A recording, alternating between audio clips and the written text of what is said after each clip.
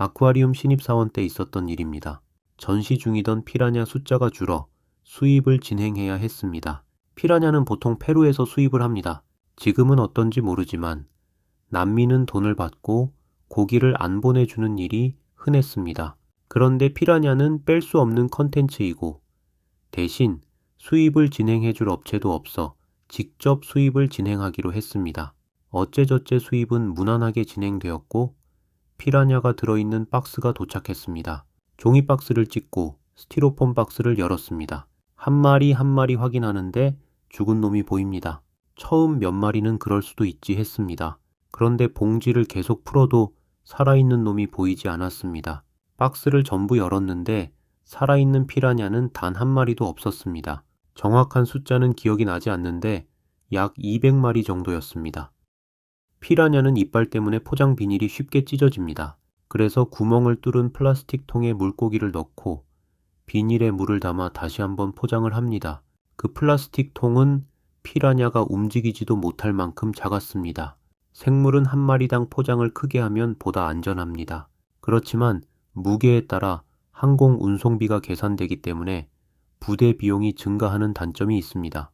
피라냐가 죽은 이유가 포장 문제인지는 증명할 수 없었습니다. 그리고 우리는 레드 피라냐를 주문했는데 도착한 것은 블랙 피라냐였습니다.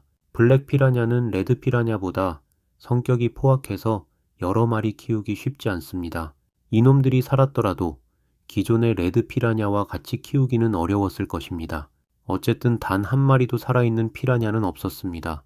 수입 후 24시간 이내 폐사의 경우 부대 비용 제외한 물고기 값을 보상받을 수 있습니다. 보상 청구를 위해 죽은 피라냐들을 바닥에 펼쳐놓고 사진을 찍었습니다. 한 프레임에 다 들어가지 않았습니다. 누워있는 피라냐를 보며 한동안 멍했습니다. 이 죽음은 누구도 의도하지 않았지만 누구도 책임질 수 없습니다. 우리가 생물을 키우다 보면 안 봐도 될 장면을 보게 됩니다. 그것 또한 키우는 과정입니다. 최선을 다하지만 죽는 놈을 볼 수밖에 없습니다.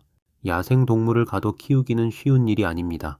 그들은 드넓은 강과 바다에서 살았습니다. 웅덩이보다 작은 수조에서 처음 보는 먹이를 먹어야 합니다. 우리는 좁디 좁은 환경에서 살아주는 놈들에게 고마워해야 하고 생전 처음 보는 사료 먹어주는 놈들에게 고마워해야 합니다. 저도 어렸을 때에는 올챙이 한 마리, 병아리 한 마리 죽음에 며칠을 우울했습니다. 지금까지 제 눈앞에서 떠난 생명들은 셀 수도 없습니다. 그러다 보니 죽음에 무뎌지기도 했습니다.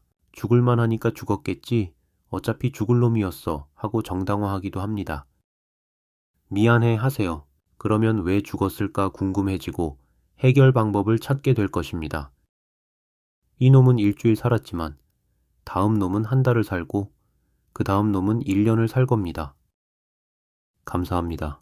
슬로였습니다.